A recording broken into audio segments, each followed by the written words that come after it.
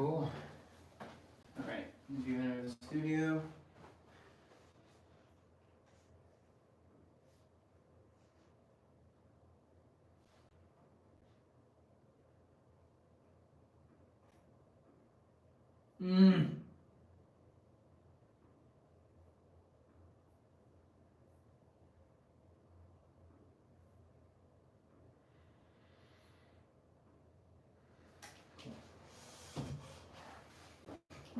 Good.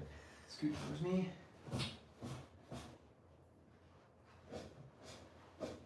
Okay. Are we finally good? I think so. So, That sounds loud. yeah, does that sound better? Yeah, that's good. Yeah.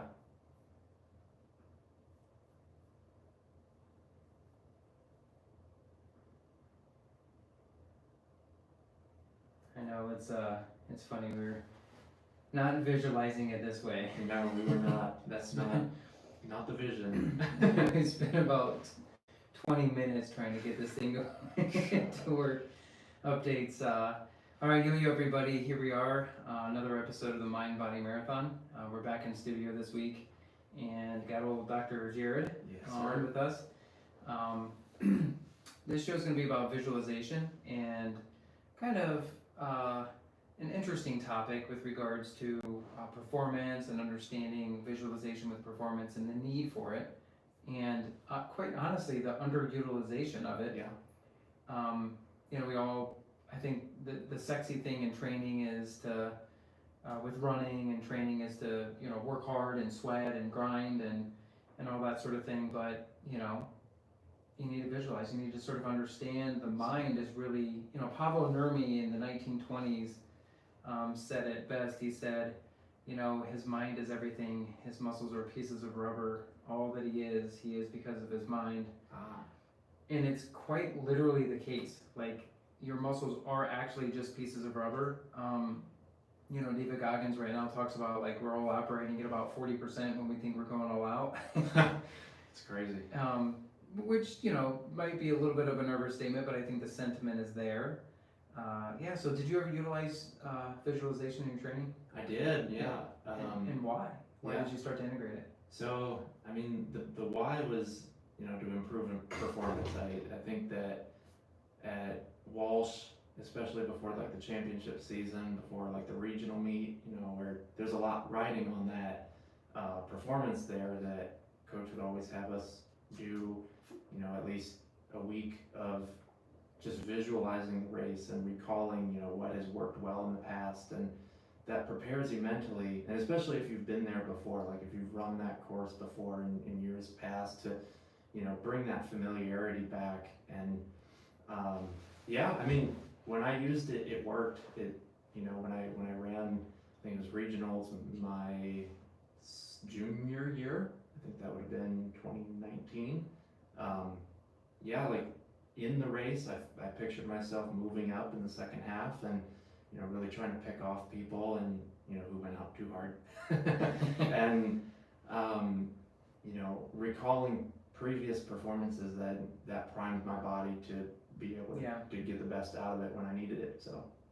Yeah, that's interesting. I mean, I think in a weird way, Emil Zatopek said that runners must run with dreams in their heart. And, you mentioned something there that was interesting. You kind of said, you guys would start doing that within a week of the race. And one of the things I realized my freshman year heading into Malone is that I got into the habit in my senior year in high school to, like, just basically just dream crazy things on runs. I would almost act like a commentator. Wow. Where I would be like, like some famous Olympic race or something like that, and I would be like, oh my god, like, here we are coming into the third lap, and then they're on world record pace, and you kind of just like keep, like, you're just getting this like random narrative of you're running against these like fake names, and and I would always do that, and I started really doing that my senior year in high school, which was honestly a really big breakout year. And then I just kept it up. So I preferred to train alone. I would do workouts with the team, obviously, But on my easy runs, I preferred to train alone, and I would just literally just run and just dream up some crazy thoughts of like, winning nationals and making the Olympic team and just doing stuff like that, and and then all of the, not even like what it would feel like to do it, but all of the crazy scenarios around it, like meaning like like how would the race unfold, how it would feel, how it would smell. I mean, the very details of it. I mean, there's nonstop research about. You just have to know the details of, not know, but you have to sort of think about those things to get the most effective visualization. Exactly, and that's what the research supports too, is, remembering, either remembering a previous performance, breakout performance it's very critical to recall in extreme detail, like, how did the track feel? How did your spikes feel? Like, how did it feel to put on, your shoe? What shoe did you put on first? Like, little things like that, that you can bring back into your mind, and that familiarity. And, you don't have to remember just, passively. Like, you can be doing this while you're out performing. Like, visualization kind of gets this air that it's done in a dark room and, before bed. And, that's one form, but, active visualization when you're actually competing. And I think in your book you mentioned, at the end of a race, like, imagine you have, helium balloons tied to your feet. Like, that's a cue that you can visualize, and that will translate into your running form. So I often think of the story of like Russell Wilson, and he would basically run around a mall, and when he was a kid, and he would try to avoid people, and that basically turned into him learning how to escape defenders. Oh, wow. And he was playing what eventually would be his reality. Yeah. So that's kind of how I thought of visualization, is like, I would get, anytime I would get specific about the race, like that would help. But I feel like sometimes then you almost clinch, you almost dwell. But if you run a race 1,000 times in your head, meaning you just practice all the scenarios, like the race goes out too hard, how do you respond? The race goes out too slow, how do you respond? How do you respond to Kenyan surges? How do you respond to, extreme uphills? How do you respond to extreme downhills? How do you respond to all these different scenarios? And then if you let that play out in your mind really doesn't know the difference between reality and dream. Exactly. Yeah. And so it's sort of just like, okay, so now we've just ran 1,000 races. More than you've actually run. Because if you work on this, on all your easy runs for a couple of years, that's like 1,000 races. And so that's 1,000 more races than somebody's just going out listening to music and just bopping along and just like watching the birds and not really like focusing on like the strategy at hand in terms of trying to improve the actual mental side of performance. Yeah. Like Michael Phelps is very famous for being the poster child for visualization before big races, and like even in that level, like countless hours in a pool, countless hours of training, and he still relies on that visualization to, prepare for every single possibility. That's actually what his coach recommended to do. And one of the scenarios was, well, what happens if your goggles fill up with water? And like that actually happened in one of his gold medal races. So, well, what happens if you're, 4 miles deep in a 10K and your spike comes untied? What do you do? Like, are you gonna let that fluster you? It's a big meet, it's conference, it's national, whatever. Like, how are you gonna respond to that? You can't just stop. You can't just stop off the track, tie the shoe. Like, you gotta keep going. But part of that process is it's accepting, like, you're out of that woe is me mindset. Right. You're into the strategy and action, right? If you get into a car accident, you just respond. Mm-hmm. Like, what do you have to do to make sure you're okay? If you're in a super stressful environment like a race and then something bad happens, like, you just have to preemptively work through those scenarios so that way you're not panicking the day of. Right. And also you go in much more confident because you've thought through those things. Yeah. You're not dwelling on them like, what if this happens, but you're more just like, I know how to react accordingly. And I think that's really critical. One of the ways that I sort of think of like visualization as well with regards to like putting your imprint on a race is that, you know, say there's 20 people towing the line to run an all-out mile. You know, in my mind, that mile, figuratively speaking, is like an abandoned building in the middle of a downtown, of a bustling downtown. Somebody's going to come in with a vision and turn that building into something profitable. Yeah. But that building will literally stay abandoned until one person comes in with a vision and changes that building. So they stake their, you know, they put their imprint on that building. A race is just, it's a blank slate. And somebody's going to dictate that race. Yeah. Somebody, it might as well be you. It might as well you be the one to, you know, understand where you're at, you know, put yourself in that position. I was just talking with a really high level miler yesterday, and they were talking about being at a pretty high level meet. You know, there's a bunch of really high end professional runners in the race, and they were just afraid. But in the end, they went and ranked 12th, and they finished 8th. Oh. And it's like, what if you just went in and just like hung on the shoulders of the leaders? You're basically running the same pace. Yeah. But you're not doing that because you're scared of their name. And you're not putting your imprint on the race, and you're reacting to the race. You're defensive. You're not offensive. And you're not laying your vision into the race. You're sort of reacting to their existence. Exactly. They're putting their reality onto the race, and you're just in their world. So Yeah. why not put your reality into the race, your reality to make that abandoned building what you want it to be? And if it works, it works. If it doesn't, it doesn't. But at least you went into the race with intent. Exactly. I think, you know, the power of what if, you know, to dream that you can, like, you know, it sounds cheesy, but, you know, the champions, the world's best in anything, you know, be it businessman, you know, be it, you know, even chiropractic, like, using that powerful tool to put yourself in that championship, like put yourself in the best light that you can, you know. And I think one of the things that holds people back is just they just don't dream big enough. They're just like, well, you know, my training is ho hum, and I don't know, maybe if things go right, and you know, I've bicarbed and got all my hacks in line, that it's gonna pay off. But you know, what if I'm in the lead pack with a lap to go? What if it's me and another one in with 200 meters? Like, what are you gonna do in that scenario? If you've never played that out in your head, you know, you have to put yourself in that headspace first, so that when it actually happens, you're ready to, you know, you're ready to perform. Yeah, so two things. Like, one, we need to talk about emotions. But first, it's like, if you talk to like a lot of, you know, high-end performances, whether it be, you know, acting or singing or dancing or sports, you know, like I remember I was watching Trae Young in the NBA, in the middle of the season. They had this like little NBA Cup thing, and he beat the New York Knicks on the last second shot, and then he had this very specific dance that he did after he had that shot.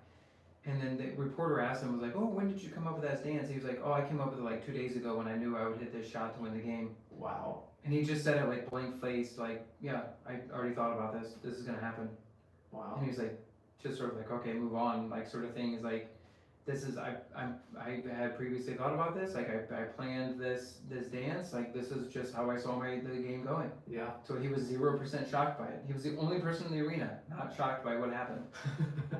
I think, you know, we look at visualization as being like a black and white thing, like, you know, certain just, you know, well, how does it feel? How does it, you know, but our emotional cortex isn't being activated during that experience. It's just, you know, you cross the finish line, then what? You know, are you gonna celebrate? Are you gonna pump your fist? Are you gonna be like, yeah, I did it? Or are you just like, meh, you know? Right.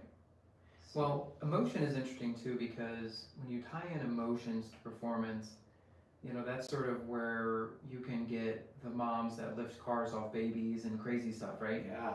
So that's how we get to that next level. And that was one of the things that I always really, when I took a couple years off of running from 2008 to 2010, when I got back into running, I was just randomly in this run in the late 2009. And it was just some easy little 2 mile, 3 mile, because I was just getting back into training. And I had this thought, I was like, oh my God, it would be so cool if my family saw me on TV at the Olympic trials.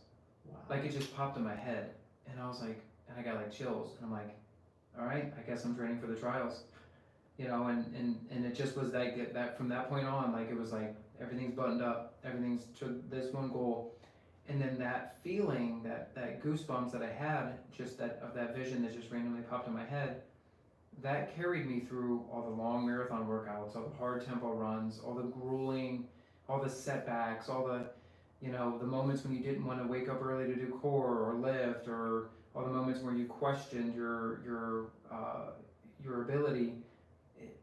I just would kind of revert back to that emotion of that feeling, and you know, when you see something come into fruition and you've dwelled on it for that long, like it's pretty impressive.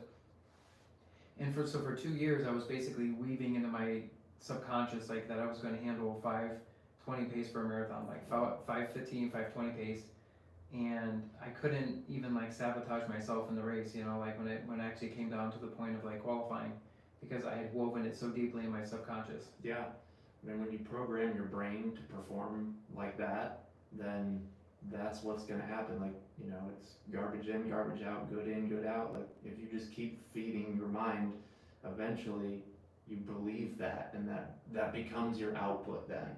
And I think, you know, like you said, you know, if we visualize ourselves in a positive light repeatedly, then that's gonna be our output eventually in performance. Like, it might not be today, but, you know, down the line, down into the future, like, that's why positivity is so huge and critical, that you know, you have a setback in a workout, you have to sandbag it or something, like, Well, that's then what? That's my point on the shot with Trey Young. It's like you're confident before the shot. You're not confident because you made the shot. Exactly. So you're positive and you're confident before you even toe the line. You are not confident because you ran a time. Like, confidence doesn't come from performance. Performance comes from confidence. You have to be confident before you toe the line.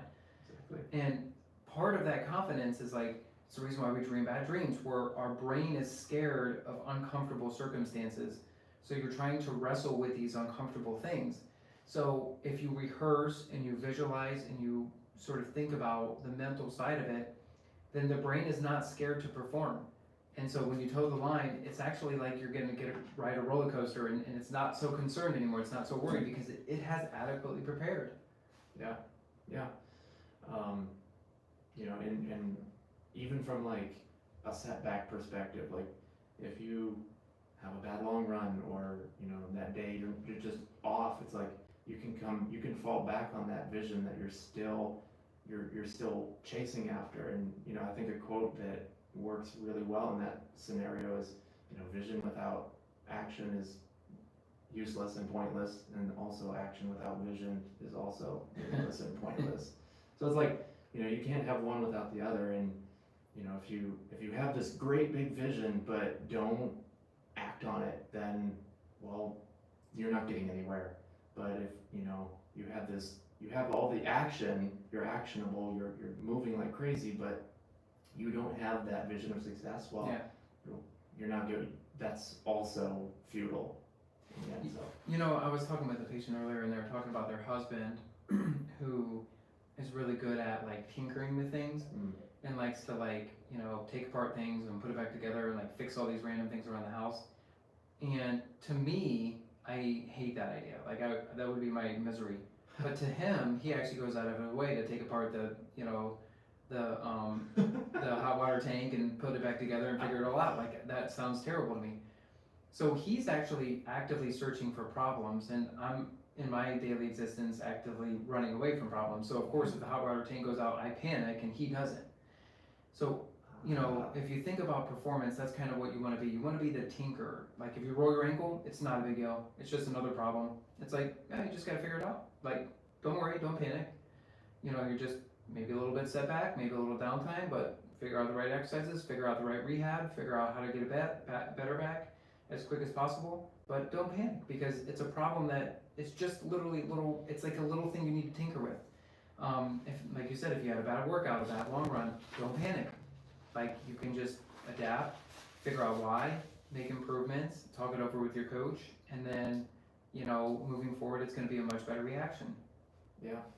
So this is really interesting, and I wanted to share this one. So in 2014, there was a study that showed that imagining strength training of immobilized limbs preserved up to 24% more strength with having that visualization than with no mental training at all. Huh.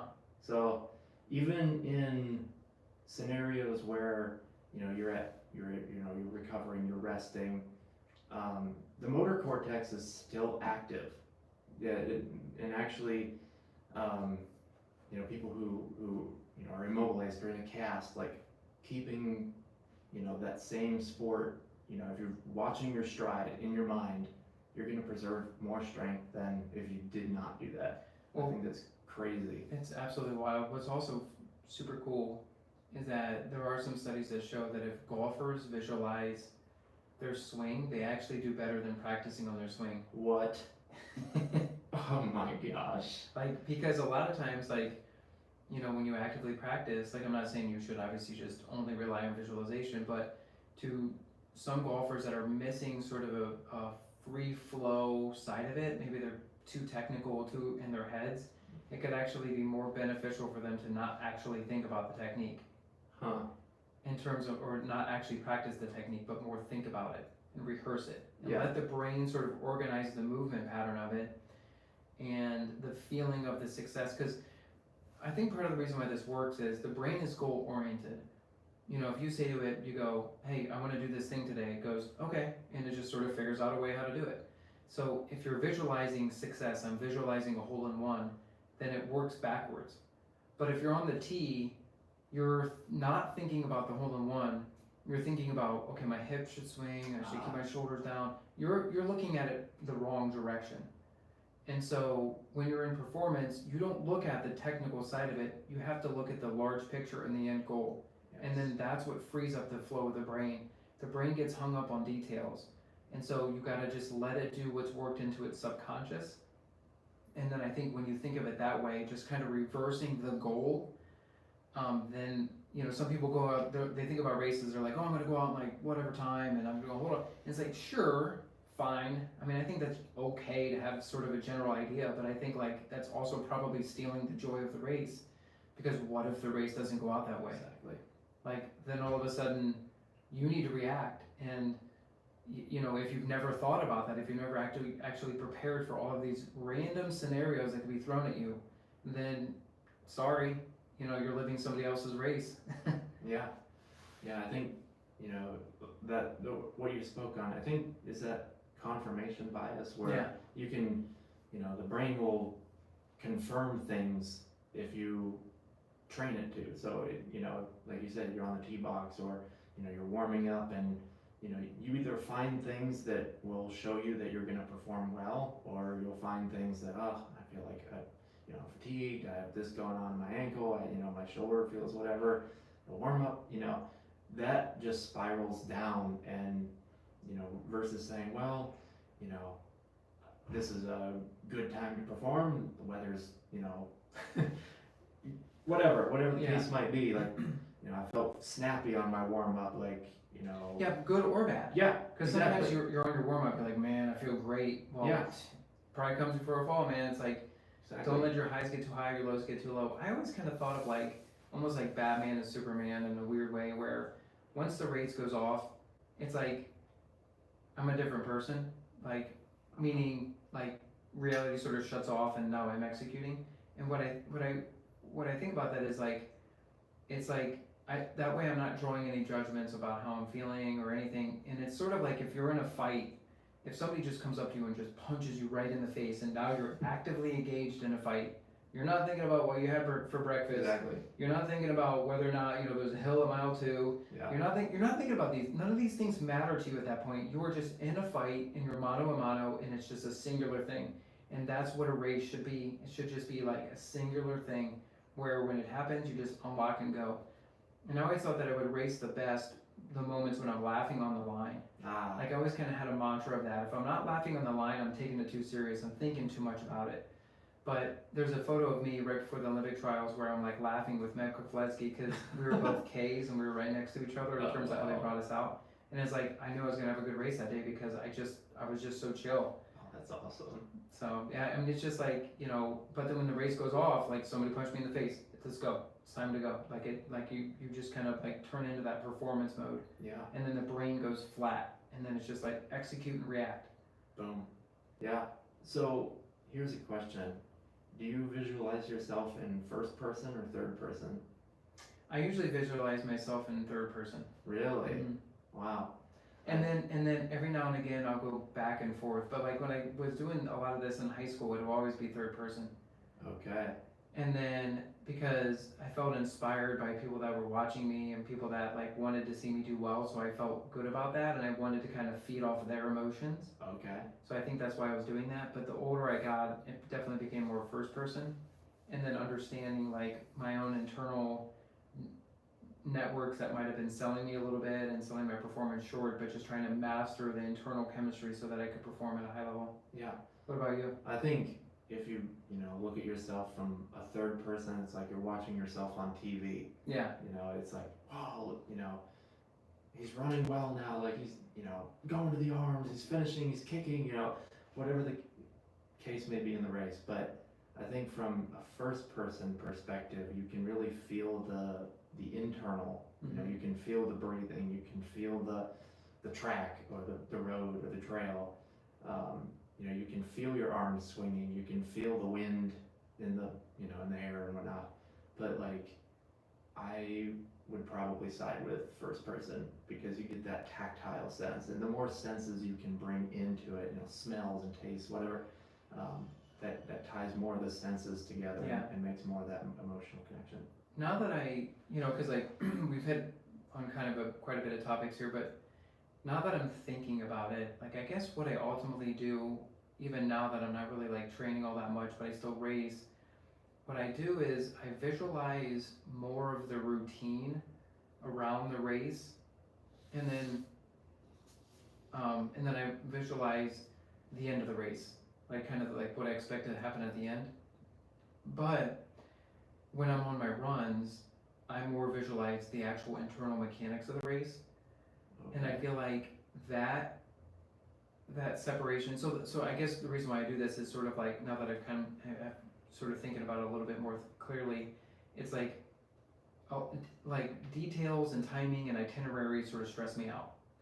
Okay. And so like, where's how do I get to the start line? Like, where do I put my bag? And when am I gonna bring my bag? And like, what am I gonna eat? When am I gonna wake up? Like all that sort of stuff. So I consistently rehearse that, and I'll visualize like getting the start line chill, everything's gonna go smooth, everything's gonna be chill. The warm up's gonna go great. Like I kind of visualize the nuts and bolts of that. But then when I'm on my runs, in terms of like just laying in bed and just chilling. Yeah. But when I'm on my run, and I might only really do that, like you said, like kind of a week out or something like that. Mm-hmm. But when I'm on my run, then I'll visualize like all sorts of random situations, including a direct situation associated with that race. But a lot of it would just be sort of playing in my head, like, play racing, if you will. Yeah. And then that's where we kind of tie into that, like, 1,000 race sort of conversation that we had. But I kind of feel like you should almost do that on every easy run. I don't think you should really do a ton of it personally on workouts. Long runs for sure, easy runs, maybe tempos, but not when you're like hammering, because then it's kind of the same thing as racing. You just sort of have to shut off the mind and just kind of let it do its thing, because it's a very difficult, stressful scenario. So when you race, you are not actively visualizing, and when you're doing like hard and repeats, probably not smart to do that. But I think tempo run all the way up to easy runs, like definitely integrate it. Yeah.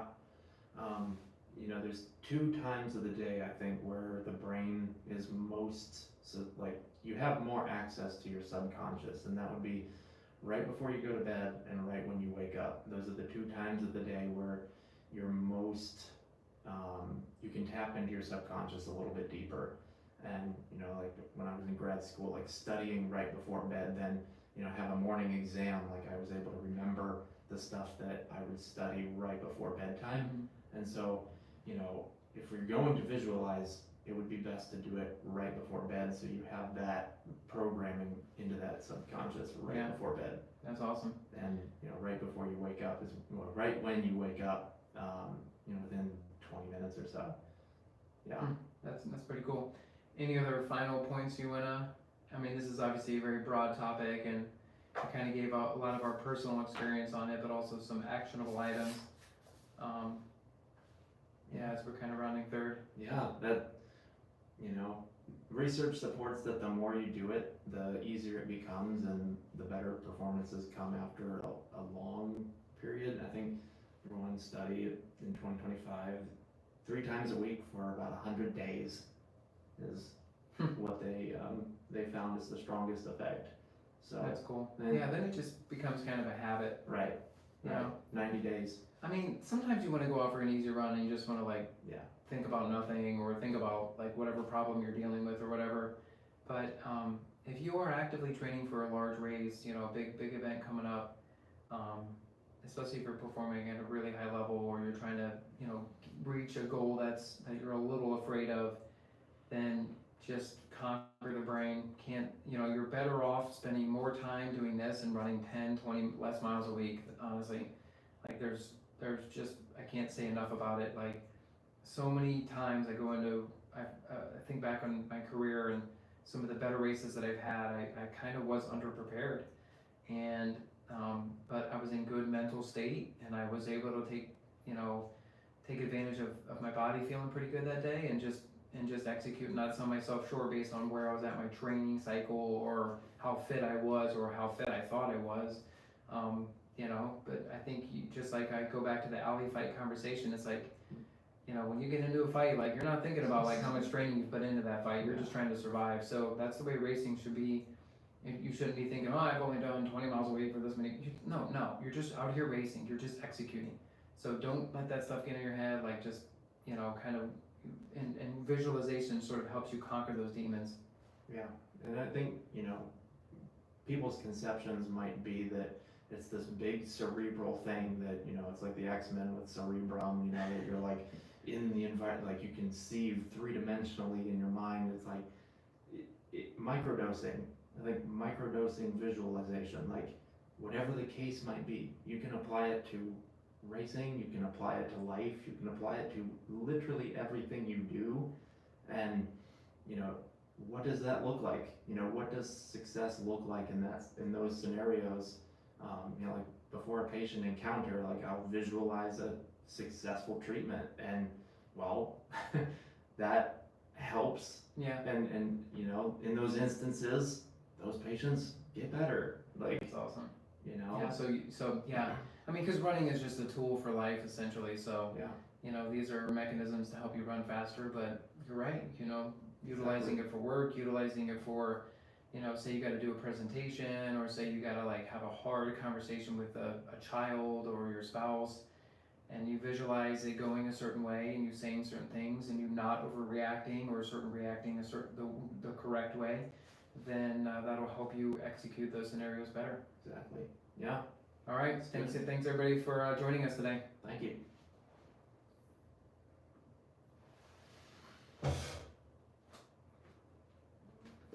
Let's hope it recorded. Did it work? Hope we're recording successful. Woo! Oh, wow. I feel like this stuff we could spend